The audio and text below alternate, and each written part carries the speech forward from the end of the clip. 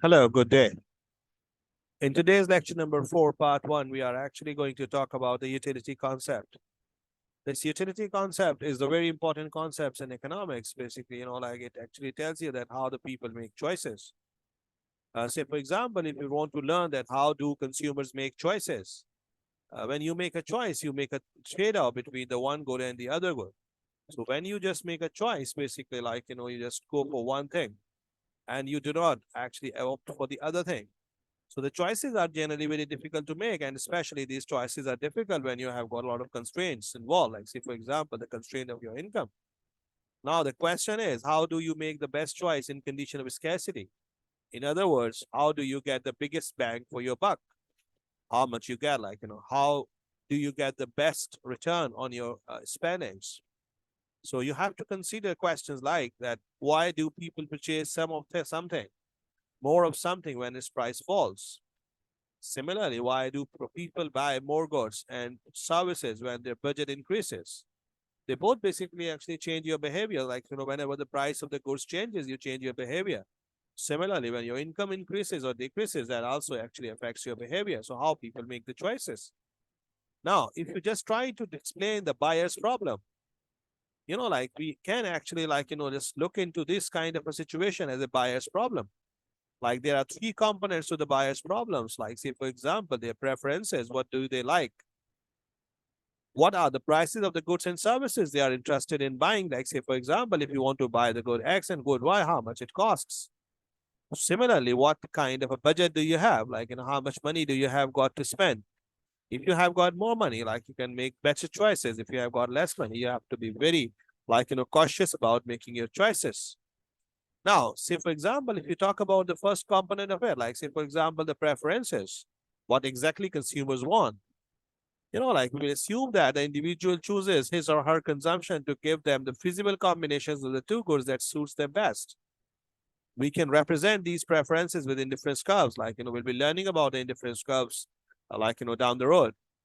An indifference curve actually, for a simple definition, an indifference curve gives the combinations of the two goods and services or good services between which the consumer is indifferent.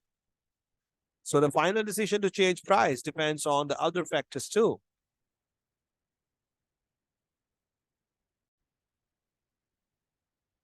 So utility.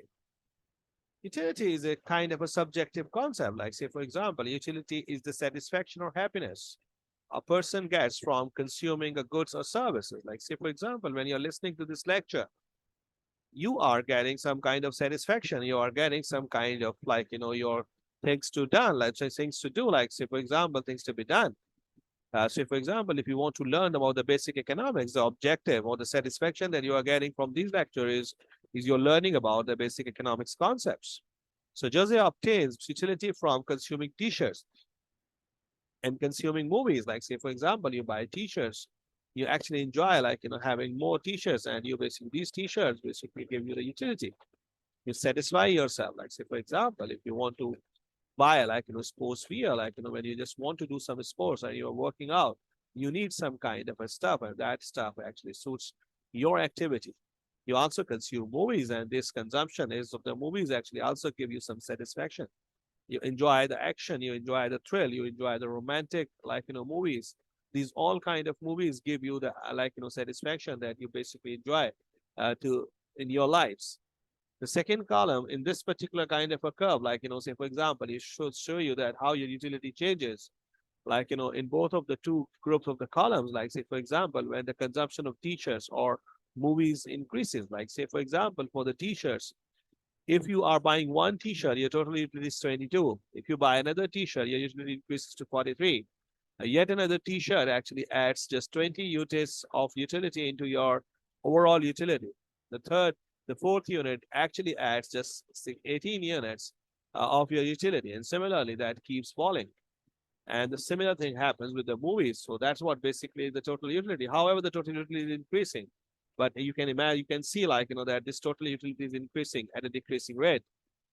If you look at the consumer, if you look at the consumer kind of the assumptions about their behaviors. Now, these all behaviors basically, are defined under four axioms. Like the first axiom is of the completeness. Whatever the choices a person makes, they are complete. Like say, for example, he is literally able to compare one bundle with the other bundle. And you may be only able to compare one bundle with the other bundle if you basically have got the both bundles complete, and you basically are having like complete satisfaction from both of the bundles. Then you can basically make the decision that whether you need to go for the one bundle, you prefer one bundle, or like more than the other bundle, one bundle less than the other bundle, or one bundle equal to more bundle like the other bundle. So the consumption, the choices should be complete. Like they should be giving you the complete idea. The second axiom about your utility is your behavior, like that defines your behavior, is the more is better. Generally, people actually have got this kind of a like desire that they actually want to have more, and the more the better. Like that's what basically is a kind of a behavior. Like say, for example, if you are having to like consuming something and you are getting some enjoyment, you want to increase your enjoyment, you want to increase your consumption. That's what basically is a ongoing process. So more is better. Similarly, diminishing marginal rate of substitution, like what happens when you substitute one good with the other, your rate of the substitution does not remain the same. Like, say, for example, for the small amount of X, like, when you have got small amount of X and very big amount of Y, like, you will be willing to sacrifice more Y for getting an, like, very small increase in X. Similarly, if you just move downwards on the curve, like, say, for example, if you actually get short on Y, so now you will not be willing to give up more Y, like, to get very small amount of X. That's what basically the diminishing marginal rate of substitution. You substitute one good with the other, but that substitution is not constant, like, that actually changes. And generally that decreases over the period, like, because when you actually have got more of something, you actually enjoy less of it. Like, say, for example, you get very less enjoyments from it. Similarly, we actually have to have an assumption of transitivity. This transitivity basically is an assumption about, like, say, for example, your consistency. Like, say, for example, if you prefer X over Y and you just prefer Y over Z, and you have a choice between X and Z, you will go for X. That's what basically is a consistency. Like, say, for example, in the real world, you prefer X over Y and Y over Z, but sometimes when the choice comes between the X and Z, you may choose the Z. Like, that's what basically is not correct as far as this economic analysis of this, like, utility is concerned.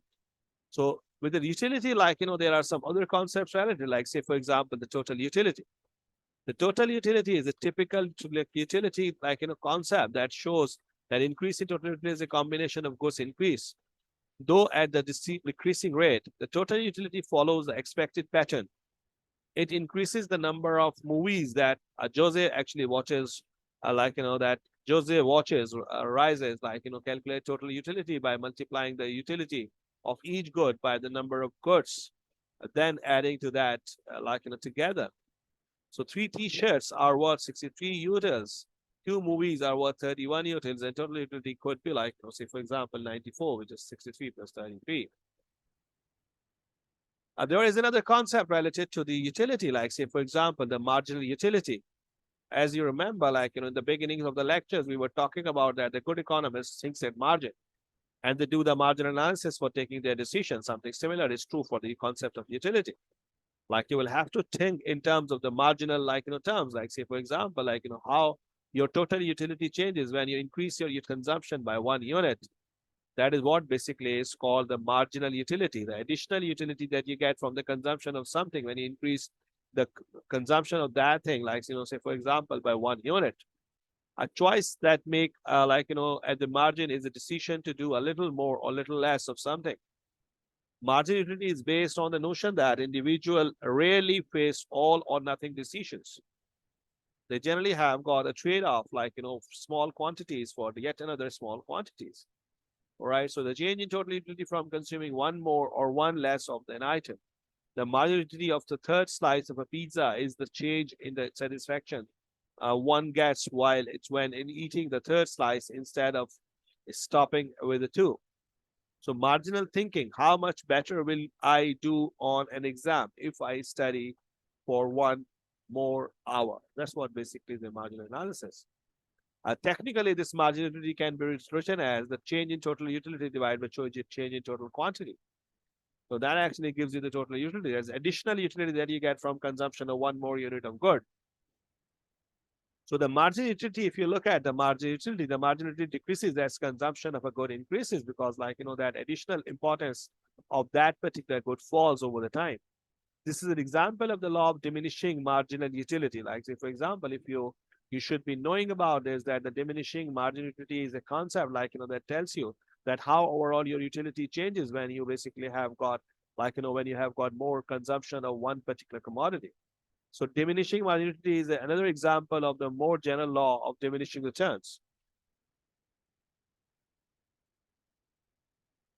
Thank you for joining us. In the next lecture, we shall be talking about a rule for maximization in the utility. Thank you very much.